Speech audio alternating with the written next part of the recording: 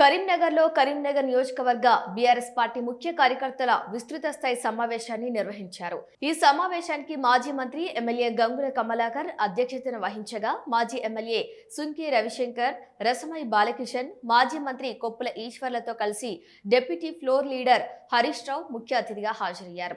తొలుత కాళేశ్వరం ప్రాజెక్టు ద్వారా కరీంనగర్ నియోజకవర్గంలోని ఏ గ్రామాలకు నీరు అందుతుందో ప్రత్యేకంగా రూపొందించిన డాక్యుమెంటరీని ప్రదర్శించారు. దీంతో పాటు కేసీఆర్ చేపట్టిన దీక్షా దివాస్ పై రూపొందించిన పాటను ప్రదర్శించారు. ఈ సందర్భంగా హరీష్ రావు మాట్లాడుతూ కరీంనగర్ కు పార్టీకి పేగు బంధమన్నారు. కాంగ్రెస్ పాలనపై ప్రజలు అసంతృప్తిగా ఉన్నారన్నారు. నిన్నటి సీఎం రేవంత్ రెడ్డి చేసిన వ్యాఖ్యలు చూస్తే రాబోయేది బీఆర్ఎస్ ప్రభుత్వమేనని అర్థమవుతుందన్నారు. బీఆర్ఎస్ గెలిచినా ఏమీ కాదు అన్నప్పుడే రేవంత్ రెడ్డి తన ఓటమి ఒప్పుకున్నట్లయిందన్నారు. రైతులకు నువ్వు ఏం చేశావని, రైతులు కాపాడతారని నిలదీశారు. కేసీఆర్ హయాంలో కరోనా సమయంలో కూడా రైతు బంధు వేసిన విషయం గుర్తు చేశారు. ప్రజలు నిన్ను తరిమికొట్టే రోజులు దగ్గరలోనే ఉన్నాయని హరీష్ రావు, రాజన్న మీద ఒట్టేసిన నువ్వు దేవుణ్ణి కూడా మోసం చేశావని ఎద్దేవా చేశారు. కరువు నుండి తెలంగాణను కాపాడేది కాళేశ్వరం ప్రాజెక్టేనని, కాళేశ్వరం ప్రాజెక్టును ఉపయోగంలోకి తీసుకురావాలని సూచించారు. కన్నేపల్లి మోటార్లు ఆన్ చేసి సుందిల్లా, అన్నారం, మిడ్మానేరు, ఎల్ఎండీలను నింపాలని డిమాండ్ చేశారు. ఎస్ఐఆర్ పై బీఆర్ఎస్ సైనికులు అప్రమత్తంగా ఉండాలన్న హరీష్ రావు ఒక్క ఓటు కూడా పోకుండా చర్యలు తీసుకోవాలని పిలుపునిచ్చారు. కేసీఆర్ ఆమరణ నిరాహార దీక్షకు అలుగునూరు చౌరస్తాలో కేసీఆర్ను అరెస్ట్ చేసి మలిదశ ఉద్యమం ఉధృతం కావడానికి కూడా కరీంనగరే వేదిక. తొలి జిల్లా పరిషత్ చైర్మన్ 2 జిల్లాలు గెలిచినాం, నిజామాబాద్, కరీంనగర్. తొలి జిల్లా పరిషత్ చైర్మన్ను గెలిపించి బీఆర్ఎస్ జెండాను ఆశీర్వదించిన గడ్డ మన కరీంనగర్ గడ్డ. సో కరీంనగర్ అంటే కేసీఆర్ గారికి ఎంతో అభిమానం. ఉద్యమంలో కూడా కేసీఆర్ గారు 2 సార్లు ఎంపీగా రాజీనామా చేస్తే గుండెల్లో పెట్టుకొని కేసీఆర్ను గెలిపించిన గడ్డ కూడా ఈ కరీంనగర్ గడ్డ. ఆ రోజు కేంద్ర మంత్రిగా కేసీఆర్ గారు 2 పనులు శాంక్షన్ చేయించారు యూపీఏలో.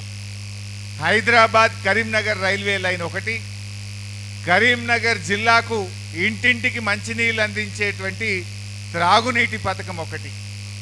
ఆనాడు ఉమ్మడి రాష్ట్రంలో అప్పుడున్న ప్రభుత్వం ఆ రైల్వే లైన్ను తొక్కుపెట్టింది, మంచినీళ్ళ పథకాన్ని తొక్కిపెట్టింది. మళ్ళీ తెలంగాణ ముఖ్యమంత్రిగా కేసీఆర్ గారు ప్రమాణ స్వీకారం చేయగానే కరీంనగర్కే కాదు రాష్ట్రానికే త్రాగునీరు అందించే మిషన్ భగీరథను తెచ్చారు. పెండింగ్లో పెట్టిన రైల్వే లైన్ను రన్నింగ్ లైన్గా మారిస్తే ఇప్పుడు సిరిసిల్ల దాకా వచ్చింది రైలు. ఒక ఏడాది వరకు హైదరాబాద్ కరీంనగర్ రైల్వే లైన్ కూడా రాబోతూ ఉంది. అంటే ఆనాటి జ్ఞాపకాలు నాకు గుర్తొస్తూ ఉన్నాయి. నిజంగా కరీంనగర్లో ఎన్ని ఉద్యమాలు, ఎన్ని పోరాటాలు, సకల జనుల సమ్మె, మీటింగులు, ఉద్యోగుల గర్జనలు, ఎన్నెన్నో కార్యక్రమాలు జరిగినాయి. అందుకే ఇవాళ కరీంనగర్ అంటే కేసీఆర్ గారికి ఎంతో మమకారం, ఆయనకెంతో ప్రేమ కరీంనగర్ అంటే. మళ్ళీ ఈరోజు ప్రజలు అర్థం చేసుకుంటా ఉన్నారు. ఇవాళ కాంగ్రెస్ ప్రభుత్వం ఏ రకంగా ఫెయిల్ అయిందో, కాంగ్రెస్ ఈరోజు ఏ రకంగా ఈ రాష్ట్రానికి నష్టం చేస్తుందో మనందరికి కూడా అర్థమవుతా ఉంది. అంటే 3 భాగాలు చెప్పమన్నాడు మా కమలాకర్ గారు. 1 ఎస్ఐఆర్, 2 మన మానే డ్యాంలో నీళ్లు లేక, వరద కాలువకు నీళ్లు లేక బోసిపోయింది, దాని గురించి మాట్లాడమన్నాడు. 3వది జనరల్ రాజకీయం మాట్లాడాలి. సో 3 అంశాలు కూడా మాట్లాడుకుందాం. సరే, మొదటిదిగా నిన్న రేవంత్ రెడ్డి స్పీచ్ మీరు ఎవరైనా టీవీలో చూసిందో లేదో నాకు తెలియదు. అది చూసిన వాళ్ళకి మాత్రం అర్థమవుతుంది ఏంటంటే రేవంత్ రెడ్డి తనకు తానే ఒప్పుకున్నాడు వచ్చే గవర్నమెంట్ బీఆర్ఎస్ గవర్నమెంటు అని.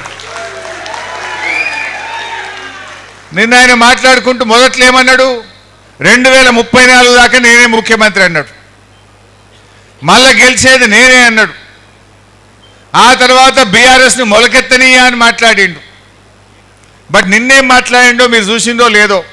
ఏమన్నా అధికారం పర్మనెంటా?